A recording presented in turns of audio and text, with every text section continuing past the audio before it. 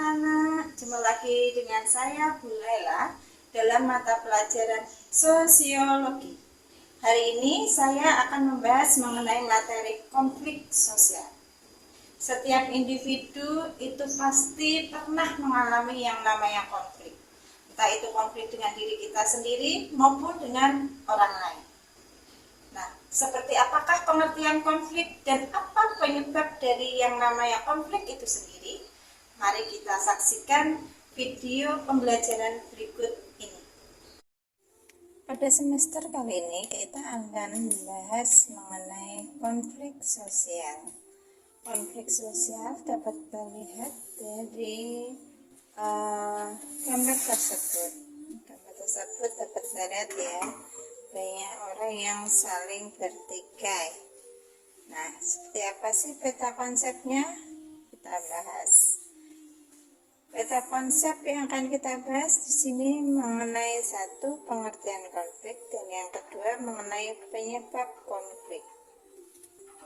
Konflik sosial dari asal katanya, dia berasal dari bahasa Latin, yaitu convegere, yang artinya saling memukul. Pengertian konflik sosial menurut beberapa ahli, yang pertama yaitu menurut M.Z. Lawang, konflik merupakan suatu bentuk perjuangan untuk mendapatkan status, nilai, dan juga kekuasaan saat tujuan dari pihak yang berkonflik tak hanya memperoleh keuntungan, namun juga menundukkan saingannya. Yang kedua, pengertian konflik menurut Suryono Sukanto, beliau adalah Bapak Sosiologi Indonesia ya. Menurut beliau, konflik sosial adalah sebuah proses sosial individu per individu atau kelompok manusia yang berupaya memenuhi kebutuhannya dengan cara menentang pihak lawan yang disertai dengan kekerasan atau ancaman. Nah, dari sini nanti kalian saya minta untuk memberikan pengertian konflik menurut pendapat kalian sendiri. Penyebab konflik yang pertama yaitu perbedaan antar individu. Kita memiliki teman sebangku atau mungkin sahabat. Nah, dengan sahabat kita, terkadang kita memiliki sebuah perbedaan pendapat. Perbedaan pendapat itulah yang nantinya dapat menyebabkan konflik. Itu yang pertama. Yang kedua, penyebab konflik yang kedua adalah perbedaan kebudayaan. Kita lihat gambar tersebut. Dalam tersebut terdapat dua suku bangsa. Nah, kalian kalau ingat kejadian Perang Sampit, itu adalah sebuah tragedi berdarah antar dua suku bangsa, di mana antara dua suku yaitu suku Madura dan juga suku Dayak, mereka saling berperang yang berawal dari masalah sepele dan akhirnya berbuntut pada perang antar suku. Yang ketiga, perbedaan kepentingan. Dapat kita lihat di situ ada beberapa orang yang memiliki kepentingan yang berbeda. Kita ambil contoh, misalkan dalam sebuah perusahaan, antara pemilik perusahaan dan juga karyawan memiliki kepentingan yang berbeda. Pemilik perusahaan ingin memiliki laba setinggi-tingginya, sedangkan untuk karyawan ingin mendapatkan gaji sebanyak-banyaknya. Dua perbedaan ini yang nanti dapat menimbulkan konflik. Nah, yang namanya pemilik perusahaan itu kan ingin sekali dia mendapatkan laba yang banyak dengan pengeluaran sekecil-kecilnya. Nah, ini yang nanti bisa menimbulkan konflik antara perusahaan dan juga karyawannya. Yang keempat, perubahan sosial. Setiap manusia pasti mengalami yang namanya perubahan. Begitu pula dengan masyarakat. Perubahan sosial ini dapat menyebabkan konflik. Kenapa saya ambil revolusi Prancis?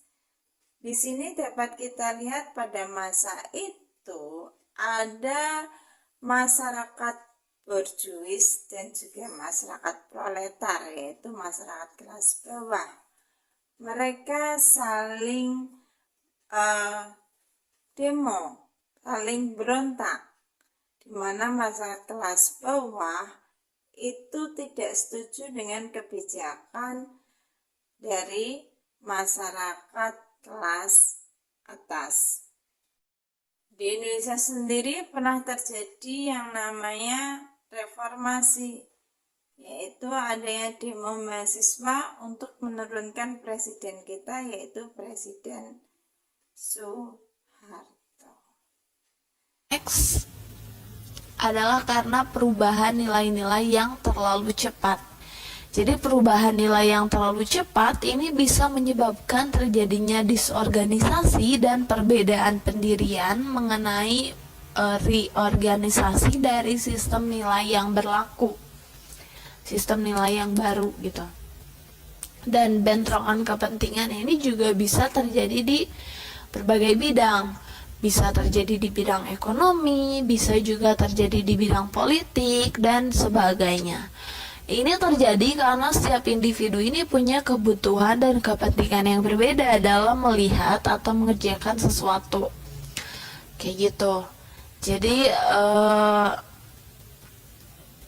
perubahan ini tuh bisa terjadi di berbagai aspek gitu. Dan perubahan yang terjadi secara cepat dan mendadak ini akan membuat keguncangan dalam proses sosial di masyarakat. Bahkan bisa aja terjadi penolakan-penolakan terhadap semua bentuk perubahan karena dianggap mengecaukan tatanan kehidupan masyarakat yang lama, yang udah ada, yang udah berlaku gitu. Sebenarnya perubahan ini emang sesuatu yang wajar terjadi. Tapi ketika terjadinya secara cepat itu bisa menyebabkan gejolak sosial gitu, karena nggak siapnya masyarakat dan masyarakat ini terkejut gitu, dan pada akhirnya akan menimbulkan konflik sosial. Contohnya aja ketika ada harus peralihan dari dari kompor minyak ke tabung gas LPG. Itu kan di beberapa pihak ada masyarakat yang masih nggak ngerti cara pakainya, yang masih bingung, apalagi ada beberapa kabar-kabar berita-berita yang meledak gara-gara pakai itu. Pasti masyarakat ini takut, nggak siap gitu, karena sebelumnya gak ada sosialisasi misalkan, karena mereka nggak tahu, makanya terjadilah konflik, terjadilah demo besar-besaran, nggak mau menolak pakai LPG. Padahal kan kalau sebenarnya setelah benar-benar terjadi itu justru malah menguntungkan gitu. Banyak juga yang diuntungkan karena pindah dari kompor minyak ke LPG ini gitu. Kayak gitu. Atau misalkan kenaikan BBM tiba-tiba naik, kan masyarakat ini nggak siap gitu. Akhirnya terjadilah aksi-aksi penolakan terhadap perubahan tersebut gitu. Ini persaingan atau competition.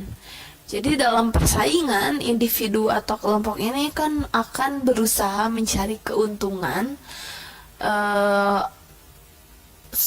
dengan segala cara gitu. Cara yang dilakukan itu eh, bebas, terserah mereka gitu, segimanapun cara mereka. Dan persaingan ini bisa dikelompokkan jadi dua, ada persaingan individu dan ada persaingan kelompok. Dan persaingan pun dibagi menjadi banyak macamnya. Yang pertama itu ada persaingan di bidang kebudayaan. Persaingan di bidang kebudayaan ini adalah persaingan antara dua kebudayaan untuk memperebutkan pengaruh di suatu wilayah. Misalnya, ini tuh terjadi antara kebudayaan pendatang dengan kebudayaan penduduk asli. Bangsa pendatang ini pasti akan berusaha dong supaya kebudayaan ini dipakai di wilayah di mana dia datang. Tapi sebaliknya, penduduk asli pun akan berusaha supaya bangsa pendatang ini menggunakan kebudayaan yang lama, kebudayaan mereka dalam kehidupan bermasyarakat. Gitu. Itu persaingan kebudayaan. Next, ada persaingan kedudukan. Jadi kalau ini tuh terjadi ketika ada individu yang ingin diakui oleh suatu kelompok dan pengen punya peran atau kedudukan yang terpandang gitu, maka bisa terjadilah persaingan gitu. Selanjutnya ada kontravensi. Jadi selain ada persaingan, ada juga kontravensi. Kontravensi ini merupakan usaha untuk menghalangi pihak lain dalam mencapai tujuan. Kayak gitu. Jadi tujuan utama dalam kontravensi ini adalah sebenarnya untuk menggagalkan tercapainya tujuan pihak lain. Hal itu dilakukan karena adanya rasa tidak senang atas keberhasilan pihak lain yang dirasa merugikan dirinya gitu. Kayak gitu. Jadi itu adalah faktor-faktor lain penyebab dari konflik. Pemetaan konflik sosial yaitu sebuah cara untuk menggambarkan konflik secara grafis, yaitu menghubungkan antara pihak yang bermasalah dengan pihak lain.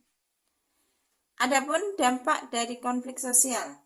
Dampak konflik sosial tidak hanya berdampak negatif saja, tapi juga berdampak positif. Dampak positif dari konflik. Yang pertama, dapat meningkatkan solidaritas antar anggota. Jadi kita sesama anggota nanti akan semakin kuat karena kita mengalami masalah yang sama. Yang kedua, termotivasi untuk mempertahankan nilai yang dianggap penting. Jadi di sini nanti kita akan merasa, oh ini loh yang paling penting, jadi harus kita pertahankan. Yang ketiga, munculnya kompromi baru jika pihak yang berkonflik dalam kekuatan yang seimbang. Adapun dampak negatifnya, yaitu yang pertama, muncul aksi kekerasan. Jadi kalau kita berkonflik, nanti ada terjadi kekerasan. Misalkan saling berperang. Yang kedua, perubahan kepribadian seseorang. Seseorang itu bisa menjadi dewasa atau menjadi seorang pendiam. Yang ketiga, dapat menghancurkan harta benda dan jatuhnya korban manusia. Hal ini dapat terjadi apabila ada peperangan di dalamnya. Yang keempat, yaitu muncul aksi balas dendam dan perpecahan. Jika kita berkonflik, nanti ada jatuh korban manusia misalkan. Pihak yang lain akan balas dendam, sehingga terjadilah yang namanya perpecahan juga. Bagaimana anak-anak sudah paham tentang apa itu konflik dan bagaimanakah penyebabnya konflik itu bisa terjadi? Nah, sebagai tugas kalian karena kalian sudah paham, silahkan kalian berikan pengertian konflik menurut pendapat kalian dan tulis di kolom komentar di bawah ini sebagai bukti penagihan tugas pertama kalian dalam materi ini. Demikian video pembelajaran hari ini. Sampai jumpa dalam video pembelajaran selanjutnya. dan tetap semangat, jaga kesehatan. Terima kasih. Assalamualaikum warahmatullahi wabarakatuh.